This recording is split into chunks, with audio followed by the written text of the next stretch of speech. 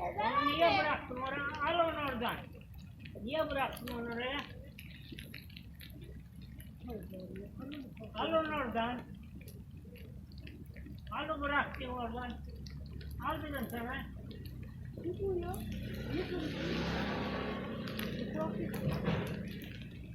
Ne bıraktın arabanın altına? Al onu.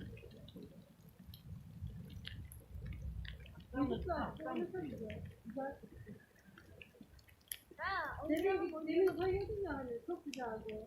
Öyle yapsana burada.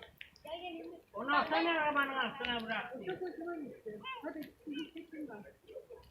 Kafadan koyayım ben. Kalk. Güzel. Gittim gel. Aman bu. Cesaretim olsa ben de yapacağım. Ay siz.